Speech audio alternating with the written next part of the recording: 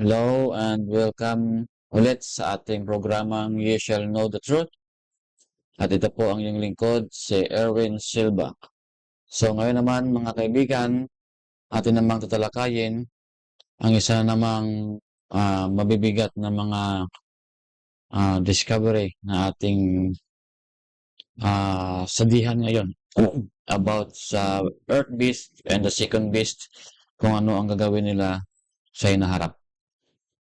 At ito po mga kaibigan ang title ng ating pagsasandihan ngayon. The mark, the image and the mark of the beast. Okay, no? So, noong sa Earth Beast po, makikita po natin na meron silang ginagawang mga trahedya. Parang meron silang in the future, meron silang gagawin na image of the beast. So, atin naman ngayong tuklasin kung ano ba tong image and the mark of the beast. Okay. Ito po yung verse 14.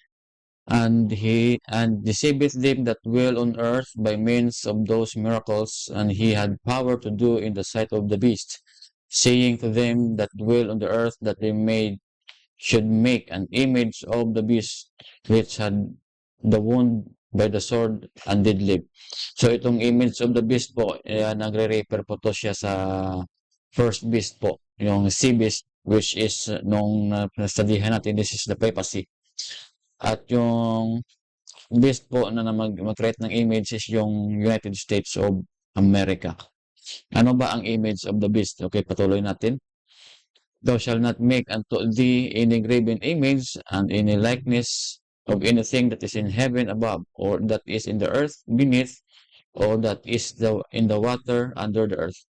So, ibig po sabihin po niyan, that is an image talaga.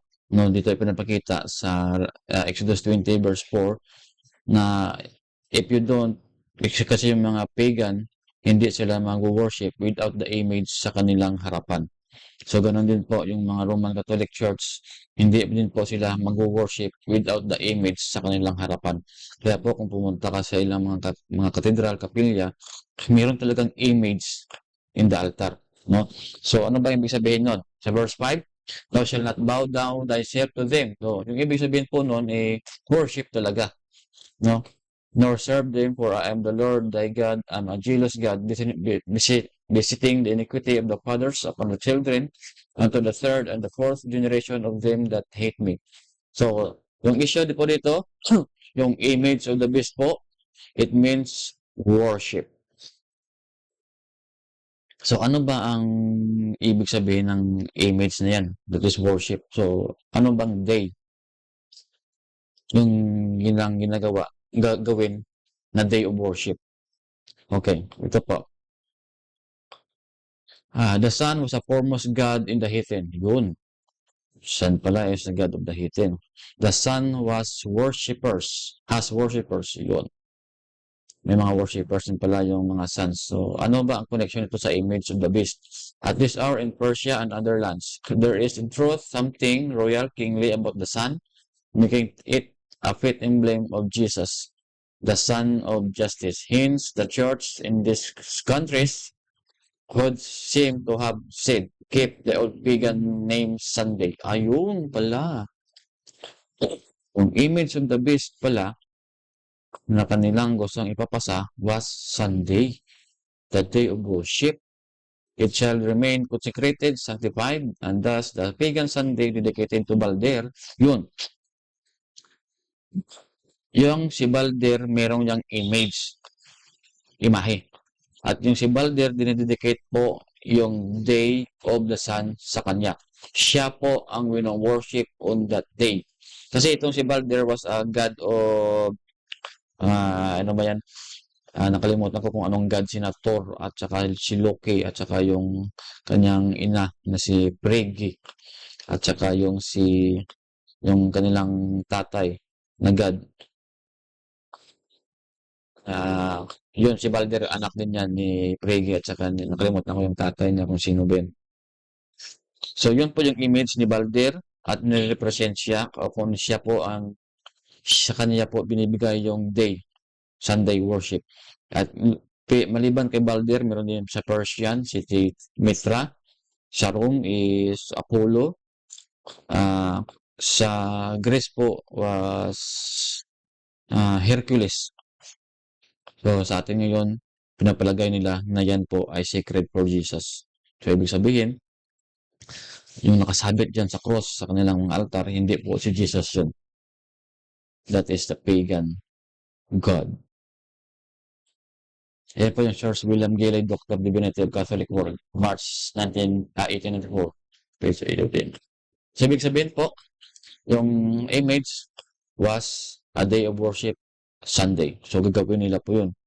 He had the power to give life unto the image of the beast, that the image of the beast should both speak, and cause that as many as would not worship the image of the beast should be killed. Yun. Kung yung image of the beast o yung Sunday worship, ilalagay nila as a law.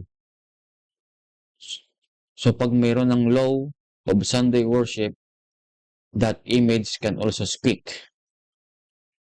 That the image of the beast, kung ayaw na mag-worship on that day, should be killed. Okay, ano bang, meron bang basihan na gagawin nila yung Sunday as a day of rest or worship? Okay, dito po. This is the Black's Laws Dictionary. Sabbath, one of the name of the first day of the week, more properly called Sunday. Yun. So, nilagay na nila na yung may law na sila na nilagay na ang Sabbath or Sunday was called the Sabbath. Pero ano ba ang sabi ng ibang eksperto? Is a Sabbath ba is also a Sunday? Tingnan natin. Christians are all wrong in speaking that of the Sabbath as Sunday. Yun, wrong pala yun eh. So, hindi talaga totoo na yung Sabbath was Sunday. Catholic Record, September 1, 1923. So, para po para po maka-speak yung image of the beast, so, ginawa na nila yung Sunday as Sabbath. Pero sabi ng iba, ni Mr. Smith, hindi po yan Sunday ang Sabbath. So, ito po, yung speaking na, ito na po the way the image should speak. Sabbath breaking. The offense of violating the laws prescribed for the observance of Sunday. Yun. Diyan na po malalagay yung image of the beast should speak. Actually, ang Sabbath po, hindi po yan Sunday. That is a seventh day. That's why tinawag din siya ng Bible as image dahil po meron na pong Sabbath which is the seventh day. So, kanilang ginawa is Sunday. So, ibig sabihin, real Sabbath and the image Sabbath. Okay, nakita niyo po yan? That's why yung Bible, sinabi niya na yung beast should have an image. And that image should be speak. So, ibig sabihin, bibigyan na nila ng law. I-put into, put into official law. So, may law na, pero implementation pa ang kulang. Okay, ito po yung sabi. Sa Catechism of the Catholic Church, on Sunday and the other holidays of obligation, the faithful are bound to abstain from those labors and business concerns which impede the worship to be rendered to God. The joy which is proper to the Lord's Day or the proper relaxation of the mind, of the body, and the body. So, dito po, sabi nila sa Catechism of the Catholic Church, dapat on Sunday, you should not work and you should not go in business na biglang isang sagabal po sa pag-worship na dapat lang sa Diyos. So, ibig sabihin, kagawin talaga nila na rest din yung Sunday. Rest and worship on Sunday. Okay. And he calls it all small, both small and rich, great and rich and poor, free and bond, to receive the mark in their hands or in their foreheads, and that no man might buy or sell save he that had the mark of the number of the beast and the number of his name. So ito naman po. Ano ba ibig sabihin ng mark? So kanina may image. So ang image na yun, meron silang dapat i-implement na law as worship and rest Sunday. Implementation pa lang po yun. wala pa pong implementation pa lang, wala pa pong approval na yon ay gagawing law. Ano pa lang po yun? Ano pa lang? Hinahanda pa lang nila na gawing law yung image of the beast. So, ano naman ang ibig sabihin ng mark? Okay, ito. Basahin natin. Nakita nyo po, yun, mark in their right hand and in their forehead. So, ano bang sabi ng Panginoon sa kanyang law about the Sabbath? Remember the Sabbath day. Pag yung sinabi mong remember, ano bang nakalagay sa utak nyo? Of course, remember, lagay sa forehead. In it thou shalt not do any work. So, ano ba ang ginagamit mo pag nag-work? Of course, your hand. So, remember, do not work on the Sabbath day. So, ganun din yung beast, mark in their hands, right hand, and then in their foreheads. Okay, that is the clue. So, ano pa? So, ano po yung ibig sabihin pa nito? Of course, the Catholic claim that the change was your act, the change of Sabbath from Saturday to Sunday. The change ng Catholic Church, the day of worship. And that act is the mark of her ecclesiastical power and authority in religious matters. Yun. So, pag ang Sunday ipopronounce na as a day of rest and worship, image pa lang yun. Pag linagay na nila as law, approved na as a law to be observed, mark na po yun. O, nakita nyo? So, ito rin yung sabi ng Lord's Day Alliance. Itong Lord's Day Alliance, this alliance contain of 10 Protestant churches na nagsama-sama upang i-implement ang Lord's Day as a day of rest or Sabbath day, ang Sunday. So po, by definition, each and every Sunday is called the Christian unity in order to fully appreciate Sunday as a mark of Christian unity. Yun. Ano na nila? Accept na nila na yung mark ko dyan in Revelation 13 was a Sunday sacredness, day of rest and worship. Pag na-implement na, that is already have a mark. Pag wala pa, that is only an image. Ngayon, image pa lang po to, yung Sunday worship kasi hindi pa na-implement as a law. So, they are practicing now the mark of the beast. No? Sa ngayon, wala pang law, image pa lang po ang tawag doon. Pag meron ng law, mark na po yun of the beast. Okay? Here is wisdom, let him that hath understanding count the number of the beast, for it is the number of a man, and his number was 636. Yun.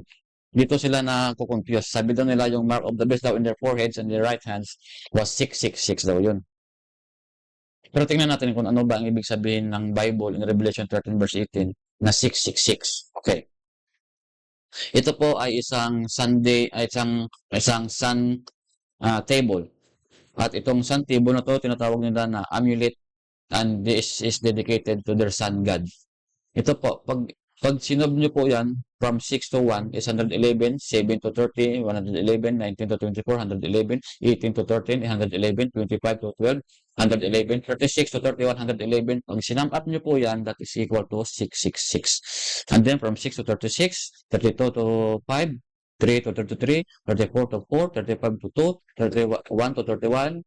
Is lahat po yan equivalent to 111, and if you sum it up, is equal to 666. Pag solve mo naman diagonal from your left, pag nasa na monitor kayo, from your left to right, diagonal solve, that is equal again to 666. And if you solve it from right to left, na diagonal din, that is equal to sum up 666. So, wala na pong iba, mga kaibigan.